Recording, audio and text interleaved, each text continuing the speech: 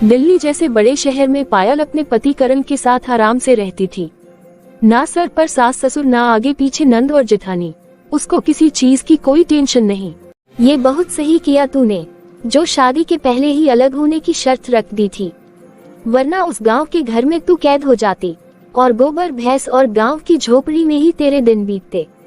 अरे मैं इतनी भी पागल नहीं हूँ, और मैं उन लड़कियों में से नहीं हूँ जो प्यार में पागल होकर रूखी सूखी रोटी खाकर रह ले।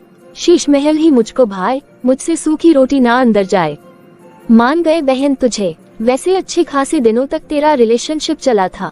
अगर मान ले कि करण की प्लेसमेंट नहीं होती तो क्या तू उससे शादी नहीं करती? अरे तब कौन सी उसकी कोई अच्छी प्लेसमेंट हुई थी? बीच में ही तो उसकी नौकरी भी चली गई थी। इसीलिए ही तो मैंने सगाई के बाद काफी देर तक ब्रेक लेकर रखा था। क्या सच में? तो और क्या कि जब इसकी नौकरी हो और तब मैं इससे शादी करूं। अरे भाई आखिर कहाँ रखेगा मुझे? उस गांव में तो मैं कभी नहीं रहती। लड़का कम से कम मेरे खर्च उठाने लायक तो हो, तभी तो उससे शादी करने का फायदा होगा ना। और मुझे उस गांव में नहीं रहना था, तो मैंने करण को पहले ही बोल दिया था कि मैं गांव में कभी भी नहीं रहूंगी। पर पता नहीं मेरे जेठ जेठानी को उस गांव में क्या दिखता है कि जो गांव छोड़कर बाहर जाना ही नहीं चाहते। और तो और शादी के बाद आज तक मैंने उनका मुंह तक नहीं देखा। लेकिन वो सब तो ठीक है, लेकिन गांव में तुम्हारा भी हिस्सा तो होगा ना। कहीं तुम्हारी जेठानी तुम लोगों के हिस्से को खाने के लिए तो गांव में नहीं बैठी हुई है? पता भी नहीं चलता यार। यहाँ एक फ्लैट लेकर लोग खुद को अमीर समझ लेते हैं। गांव में ना लाख लाख रुपए की तो सिर्फ गाय ही होती है, और उनके पास तो 100-200 एकड़ जमीन होती है। यार इन गांव वालों के पास तो अरबों की प्रॉपर्टी होती है। अगर तेरे हिस्से में 20 हेक्टेयर का भी प्लॉट हुआ ना, तो इट्स अ ह्यूज नंबर। हाँ बिल्कुल सही कहा यार तूने इति। अरे ये तो मैंने सोचा ही नहीं था। और हाँ यार इति, यू आर राइट। अच्छा हुआ कि तूने ये बात छेड़ दी, वरना मेरे दिमाग में तो ये बात आती ही नहीं। और वैसे भी अगर गांव में हमारी कोई ऐसी प्रॉपर्टी है भी, तो यार मुझे पता तो होना चाहिए ना। फिर रात को जैसे ही करण आता है, पायल अच्छा खासा माहौल बना लेती है और कोने में मुंह फुलाकर बैठ जाती है। अरे क्या हुआ, आज तुम इतनी शांत क्यों हो? क्या बात है, आज मेरी चिड़िया चहचहा नहीं रही? तुम हाथ मुंह धो लो करण, मैं अभी तुम्हारे लिए डिनर लगा देती हूँ। मेरे लिए का क्या मतलब? क्यों तुम मेरे साथ डिनर नहीं करोगी? अच्छा भूख लग रही होगी तुम्हें, तो तुमने पहले ही डिनर कर लिया क्या? क्या मैंने आज तक तुम्हारे बिना कभी भी डिनर किया है क्या? जो मैं आज कर लेती। मुझे नहीं खाना है कुछ भी, मेरा मन नहीं है कुछ भी खाने का।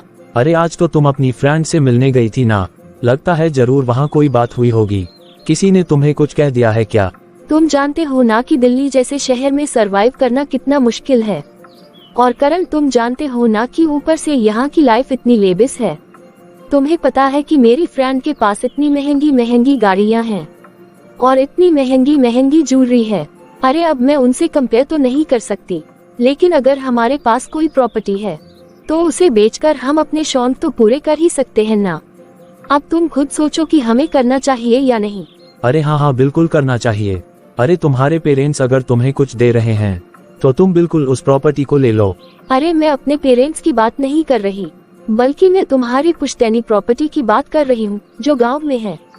क्या? अरे तुम ये क्या कह रही हो?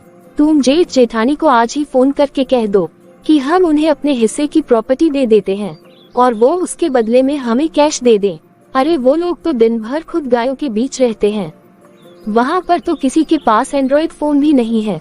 पायल, पहली बात भैया और भाभी हमें कैश कहाँ से देंगे, और दूसरी बात ये है कि मेरे गांव की प्रॉपर्टी का कोई हिस्सा बचा ही नहीं है। क्या मतलब? अरे ऐसे कैसे हिस्सा नहीं बचा? अभी बताता हूँ। तुम्हें याद है कि जब हम MBA कर रहे थे तो तुम्हें एक रेस्टोरेंट वाला स्टार्टअप शुरू करना था और तुम्हें उसके लिए इन्वेस्टमेंट की जरूरत थी, और तुम्हें पता है कि उसके लिए 45 लाख रुपए कहाँ से आए थे? नहीं, मुझे नहीं पता। क्योंकि तब मैंने गांव की जमीन बेची थी और तब मेरा हिस्सा तो वही खत्म हो गया था और वो रेस्टोरेंट तुम चला नहीं पाए। अरे मैं नहीं चला पाए रेस्टोरेंट तो रहने दो ना। और अगर मैं रेस्टोरेंट को टाइम देती तो तुम्हें घर में बना हुआ खाना चाहिए, तो क्या वो मैं तुम्हें दे पाती? तो तुम्हें जो 3 टाइम का खाना बना बनाया मिल जाता है ना, वो भी नहीं मिलता। अब छोड़ो इस बात को। वैसे 45 लाख में आज के जमाने में होता क्या है? फिर कुछ दिन बाद पायल की फ्रेंड्स उसके घर किटी पार्टी के लिए आती है। और जहाँ सब बच्चों वाली हो वहाँ डिस्कशन किस टॉपिक पर होगा। पायल अब तू भी ना बेबी कर ले, फिर मेरी नव्या के साथ खेलने के लिए एक दोस्त हो जाएगा। अरे तो तू एक और बच्चा कर लेना, नव्या की फ्रेंड दिलाने से अच्छा है उसका भाई आ जाएगा, और मैं इतना रिस्क नहीं ले सकती भाई। पायल यू आर 30 ऑलरेडी, अब ड्रामा मत कर, फिर बच्चा होगा भी नहीं, क्योंकि 30 के बाद बच्चा करने में बहुत दिक्कत होती है और बेबी के बाद ही फैमिली कंप्लीट होती है। पायल जब तक खुद का बच्चा नहीं होना तब तक पति 10 अफेयर चला लेता है। अरे कितनी बार तो एक्स के साथ भी रिलेशनशिप में रहते हैं, पर जैसे ही बच्चा हाथ में आता है पति ठीक लाइन पर आ जाता है। समय से घर पर आना, समय से जाना, और इसका तो फोकस ना पैसे कमाने की और ज्यादा बढ़ जाता है। अच्छा फिर तो शायद अब बेबी प्लान करना ही पड़ेगा मुझे। और फिर पायल बेबी प्लान करना शुरू कर देती है। फिर 3 महीने बाद उसे पता चलता है कि वो माँ बनने वाली है। सुबह सुबह उठकर करण ऑफिस जा रहा होता है कि पायल की आंख खुल जाती है। करण आज तुम ऑफिस मत जाओ ना, I am not feeling good. अरे ये तो बहुत ज्यादा प्रॉब्लम हो गई है पायल, ऑलरेडी मैं 2 दिन तुम्हारे कारण छुट्टी ले चुका हूँ। आज अगर ऑफिस नहीं गया तो बॉस कहेंगे कि घर पर ही बैठ जाओ, और अगर जब जॉब ही चली गई ना तो इस आने वाले बच्चे का खर्चा कैसे चलेगा बताओ, और उसका छोड़ो हमारा खर्चा कैसे चलेगा। तुम एक काम करो, अपनी मम्मी से बात करो और उन्हें यहाँ बुला लो, वो तुम्हारा ख्याल अच्छे से रख लेंगी, और मैं बिना किसी परेशानी के ऑफिस भी जा पाऊंगा, और पीछे से मुझे तुम्हारी टेंशन भी नहीं रहेगी, वरना ऑफिस में होकर भी ना मेरा ध्यान तो यही रहेगा, तो फिर क्या ही काम कर पाऊंगा मैं। फिर करण की बात मानकर पायल अपनी माँ को कॉल लगाती है। अरे मम्मी कहाँ हो तुम, मैं आपको कब से कॉल कर रही हूँ। अरे बेटा मैं तो गोवा आई हुई हूँ। क्या मम्मी आप गोवा में क्या कर रही हो। क्या कर रही हूँ मतलब? अरे भाई तेरे पापा और मैं घूमने आए हैं। अरे भाई अब बेटे बेटियों की शादी हो गई और बहू को बच्चा भी हो गया, तो मैं अब नहीं घूमूं तो कब घूमूं? तू हमारा छोड़ अपना बता, तुझे क्या काम है? क्या कह रही है तू? मैं प्रेग्नेंट हूँ मम्मी, आप कुछ दिनों के लिए मेरे पास आओ ना। क्या, कब और कैसे? ये क्या कह रही है तू? अरे इतनी भी क्या जल्दी थी बेटा तुझे? अरे मम्मी मुझे समझ नहीं आ रहा कि आप खुश हो या हैरान, आप ऐसे रिएक्ट क्यों कर रही हो। अरे बेटा बहू के बच्चे को साल भर भी हुआ नहीं कि तूने नंबर लगवा दिया, अब मैं नहीं आने वाली। पागल वागल समझाया क्या तूने मुझे? प्रेम के बेटे की चड्डियां धो धोकर मेरी उंगलियां गल गई है, अब क्या आकर तेरी उल्टियां भी साफ करूं? तू एक काम करके एक नज़र रख ले, या उससे भी अच्छा कि तू अब अपनी उस गवार जिठानी को ही बुला ले। इसका मतलब मम्मी आप नहीं आ रही हो? तो बेटा मैं इतनी देर से क्या बोल रही हूँ? अरे बेटा मेरी भी तो उम्र देखना, अब मेरे घुटने जवाब दे रहे हैं, और वैसे भी यहाँ के बाद मेरी मनाली की ट्रिप है। चलो अगर वो टिकट कैंसिल करवा कर मैं आ भी गई ना, तो पता चला कि मेरा भी काम तुझे करना पड़ गया। इसीलिए ही कहती हूँ कि अपने गांव से अपनी जेठानी को बुला ले, वो ठहरी जवान और हटी कटी है, आराम से भाग भाग कर घर का सारा काम कर देगी। और ऐसा करियो अपनी बर्तन वाली को भी हटा दियो, अरे वही सब कुछ संभाल लेगी और घर में 2 पैसे बचेंगे। अरे पर मम्मी वो तो गांव की गवार है। अरे तो क्या हुआ, तुझे तो अपने काम से मतलब है ना, तू बस अपना काम निकलवा ले फिर वापस भेज देना उसे। और वो पायल जो दिवाली होली पर भी अपनी जेठानी को फोन नहीं करती थी, वो आज अपनी जेठानी को फोन लगाती है। नमस्ते भाभी जी, कैसी हैं आप? अरे बहू सब ठीक तो है बेटा, हमने तुझे कितनी बार फोन मिलाया लेकिन तुझसे कभी बात ही नहीं हो पाई। हर बार कोई औरत फोन उठाकर कहती थी रांगा नंबर। अरे कोई सबब प्रॉब्लम होगा भाभी, वो छोड़िए, मुझे आपको एक खुशखबरी देनी थी। खुशखबरी? क्या मैं जो सोच रही हूँ वही ना? हाँ भाभी, हमारे घर का चिराग आने वाला है, मैं माँ बनने वाली हूँ, अब आप ही तो मेरी सास के बराबर हैं। ये कह रहे थे कि मैं सबसे पहले भाभी को ही बताऊं, तो बस मैंने सीधा आपको ही बताया है। मैंने अभी तो अपनी मम्मी को भी नहीं बताया। भाभी आपसे मिले बहुत दिन हो गए हैं, बस अब ना सब छोड़ छाड़ कर हमसे मिलने यहाँ आ जाए। मैं करण से कहकर आपकी टिकट करवा देती हूँ। हाँ हाँ बहू मैं आ रही हूँ, बहुत बड़ी खुशखबरी सुनाई है तुमने, मैं तेरे भैया को भी बता दूं जरा, फिर अभी आती हो। और बिना देरी किए मीना अपनी देवरानी के फ्लैट पहुंच जाती है, जहां पड़ोस वाले सभी झांक कर उसे देखने लगते हैं। Oh my God, so low class. इनको बुलाकर तो पायल ने अपनी बनी बनाई रेपुटेशन खराब कर ली। जैसे ही मीना पायल के घर के दरवाजे पर पहुंचती है, पायल उसे इस तरह देखकर चौंक जाती है। ओ माय गॉड भाभी, आपके पास अच्छी ट्रॉली भी नहीं थी क्या? ये बक्सा कौन लेकर आता है आजकल? किसी ने आपको देखकर कुछ पूछा तो नहीं ना? अरे नहीं नहीं बहू, किसी ने कुछ नहीं पूछा। हाँ चलो, ये अच्छा हुआ कि किसी ने कुछ पूछा नहीं। और अगर कोई पूछे ना तो आप कुछ मत कहिएगा, सीधा कहिएगा कि पायल से बात कीजिए। वो क्या है ना भाभी, यहाँ के लोग ना बड़े तेज बनते हैं, कब आपको चरा कर चले जाएंगे आपको पता भी नहीं चलेगा। अब ये सब छोड़ पायल, ये बता कि तू कैसा महसूस कर रही है? ठीक तो नहीं लग रहा है भाभी, लेकिन कुछ खाने का भी मन नहीं हो रहा। ऊपर से मेरी कुक भी बीमार हो गई है। अरे तो क्या हो गया, अब मैं आ गई हूँ ना, तो तुझे किसी चीज की चिंता करने की जरूरत नहीं है। ये सुनते ही मीना सीधा फ्रेश होकर आती है और किचन में जाकर खाना बनाना शुरू कर देती है। अरे पायल, तेरी कुक कैसा काम करती थी, सारी की सारी बर्नियां खाली पड़ी है और ऊपर से राशन भी ध्यान से संभाला नहीं हुआ है। मुझे तो लगता है कि वो पक्का चोरी करती होगी। खैर, तेरी बर्तन वाली कब आने वाली है? पता नहीं भाभी, इनका ना कोई फिक्स नहीं होता, जब मन होता है तब बर्तन साफ करने चली आती है। क्या? कोई बात नहीं भाभी, मैं कर देती हूँ। आप ऐसे उठा तो नहीं जा रहा? अरे हट पागल, भला तू क्यों उठेगी, बल्कि तू अपने कमरे में जा और पैर ऊपर करके सो जा। मैं हूँ ना, अब मैं सब देख लूंगी। और मीना झाड़ू उठाकर पहले पूरे घर में झाड़ू लगाती है, फिर पोछा करती है और रसोई में रखे बर्तन धोती है और फिर नाश्ता बनाना शुरू करती है। उठ जा पायल, कुछ खा ले, फिर से सो जाना। पायल जैसे पहला निवाला मुंह में लेती है, उसे उल्टी आने लगती है और वो वही फर्श पर उल्टी कर देती है। ओह हो, चलो कोई बात नहीं, ऐसी अवस्था में ना बार बार ऐसा होता ही है। तू ऐसा कर, बाहर हाल में जाकर अनारदाना खा, तब तक मैं उल्टी साफ कर देती हूँ। मीना बिना गिन किए अपनी देवरानी की उल्टी साफ कर रही होती है, पर फिर भी पायल के मन में उसके लिए जरा भी प्यार नहीं आता। वाह मम्मी वाह, मान गए आपको। सही कहा था तुमने कि तू अपनी जेठानी को बुला ले। क्या औरत है भाई, घिन भी नहीं आती इसे तो, लेकिन ये घिन भी क्या ही करेगी। वैसे भी ये तो उसकी लाइफस्टाइल है। अरे कैसे 2 घंटे में सब काम कर दिया इसने। भाभी, ये सब हो जाए ना तो वॉशिंग मशीन में कपड़े डाल दीजिएगा। ओ नहीं नहीं, इसको तो मशीन चलानी भी आती नहीं होगी, बेकार में ही मशीन खराब हो जाएगी। इसी तरह दिन बीतने लगते हैं। मीना दिन भर अपनी देवरानी की सेवा करती और रात को ऑफिस से आए देवर के लिए खाना भी बनाती। फिर एक शाम, क्या खुशबू आ रही है, दाल मखनी बनाई है क्या भाभी आपने? भाभी, खाना तो आप शुरू से ही बड़ा अच्छा बनाती हो। काहे का अच्छा? भाभी ना चाउमीन बना पाती है और ना पिज्जा। ये रोटी सब्जी ये खाना होता है क्या? मेरा तो ये खा खाकर दिमाग खराब हो गया है।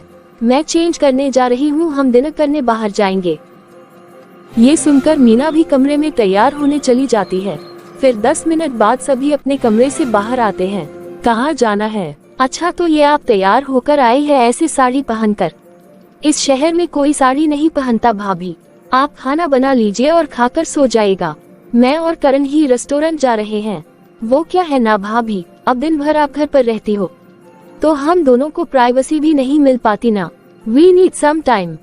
पहले तो कुछ दिन पायल अपनी भाभी से ढंग से बात करती थी, पर धीरे धीरे वो अपनी भाभी की इंसल्ट करने लगी थी। कुछ दिनों बाद पायल की फ्रेंड उसके घर आती है। आप मुझे कोल्ड ड्रिंक ला दीजिए और ये प्लेट्स उठाकर ले जाए भाभी। अरे पर कोल्ड ड्रिंक पीने से अभी तुम्हारे गले में दर्द हो सकता है। मुझे आप मत सिखाए कि मुझे क्या पीना है और क्या नहीं। आपको जिस काम के लिए बुलाया गया है ना वो काम करिए। फिर मीना झूठे बर्तन उठाकर रसोई में चली जाती है। अरे पायल, अच्छी काम वाली ढूंढी है भाई तूने। 2 घंटे से तेरी बात सुन रही है, पर फिर भी सारा काम करे जा रही है। आज के जमाने में कोई काम वाली इतना नहीं सुनती। कितने में काम कर रही है यहाँ पर? पागल है क्या प्रिया, ये काम वाली नहीं है। अरे ये तो मेरी जेठानी है। सच कहूँ तो काहे की जेठानी? अरे भाई, ऐसा खाना बनाती है कि क्या बताऊं। जो राशन 15 दिन में खत्म होता था, अब तो हफ्ते भर में ही खत्म होने लगा है। मुझे तो लगता है ये सामान छुप छुप कर बाहर किसी को दे रही है। एक तो इनके कारण इतनी इंसल्ट होती है, मैं तो किसी को घर पर बुला भी नहीं सकती। कपड़े देखे इनके, वो तो मेरी प्रेगनेंसी की बात है तो मुझे इन्हें झेलना पड़ रहा है, वरना ऐसे लोगों को मैं तो मुंह भी ना लगाऊं। पायल अब हद ही कर देती है। वो आए दिन किचन में खड़ी होकर ये देखती है कि उसकी भाभी किस चीज में कितना सामान यूज कर रही है। क्या हुआ बहू, कुछ चाहिए क्या? क्या ला दूं? बोल। भाभी, कल तो शीशी में तेल आधा था, ये अचानक आज कम कैसे हो गया? सुबह तो कुछ बना भी नहीं था और मैंने तो ब्रेड जाम खाया था। आप तेल पीती है क्या? अरे सुबह सुबह करण ने पराठे बनाने के लिए कहा था और उसने अपने बॉस के लिए भी 2 टिफिन पैक करवाए थे, तो उसी में तेल खत्म हो गया। तब तू सो रही थी ना, तो तुझे पता नहीं चला होगा। वैसे तेरा ना 7वां महीना चल रहा है। ये सुन के तेरे भैया तो खुद ही उतावले हो गए। मैंने भी कहा पहली गाड़ी पकड़ो और आ जाओ, वो आज शाम को फ्लाइट से पहुंच जाएंगे। क्या कहा भाभी? फ्लाइट से?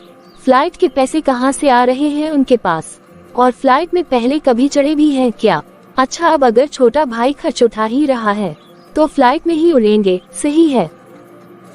फिर शाम को जैसे ही प्रियतम घर पर आता है, उसे देखते ही पायल सीधा उठकर अपने कमरे में चली जाती है और ऐसे मुंह सुझाकर बैठ जाती है मानो उसका कोई दुश्मन आ गया हो। मीना, शायद मुझे नहीं आना चाहिए था। लगता है बहू को मेरा यहाँ आना ठीक नहीं लग रहा। कोई बात नहीं, वैसे भी बहुत सारा काम बाकी है। ऐसा करता हूँ कि मैं कल सुबह की ही गाड़ी पकड़कर वापस चला जाऊंगा। अरे पर फिर आपकी वो मीटिंग? ऐसा करता हूँ कि वो मीटिंग मैं आज ही कर लेता हूँ। तभी पायल के फोन पर करण का फोन आता है। सुनो पायल, आज मेरे बॉस भी मेरे साथ घर आने वाले हैं, जल्दी से खाना वाना रेडी कर लो। फिर पायल फौरन किचन में जाती है और अपनी भाभी से कहती है, भाभी जल्दी खाना वगैरह रेडी कर लीजिए, आज इनके साथ ऑफिस से इनके बॉस भी आ रहे हैं। करण के प्रमोशन की बात है, जल्दी कीजिएगा भाभी। फिर मीना काम करना शुरू कर देती है। कुछ देर बाद ऑफिस से करण के साथ उसके बॉस आते हैं। सोफे पर बैठे प्रियतम को देखकर वहीं खड़े के खड़े रह जाते हैं। ओ माय गॉड सर, आप यहाँ? आप कब आए? सर आपने बताया होता तो हम आपको लेने आ जाते। तुमने बताया नहीं। प्रियतम सर तुम्हारे रिलेटिव है, साथ में मैम भी आई है क्या सर? तभी किचन से हाथ में ट्रे लेकर मीना बाहर आती है। अरे मैम, आप क्यों काम कर रही है? हम करते हैं ना। करण ऐसे अच्छा कोई लगता है? मैम हमारी कंपनी की सीईओ हैं। ये प्रोटोकॉल नाम का चीज होता है या नहीं? चाहे वो तुम्हारे रिलेटिव हैं, लेकिन फिर भी उनका ऐसे काम करना सही नहीं है। और वैसे भी जब घर कोई गेस्ट आता है तो हम उनसे अपने घर का काम थोड़ा करने देते हैं। हमारे लिए तो आप प्रेरणा है मैम।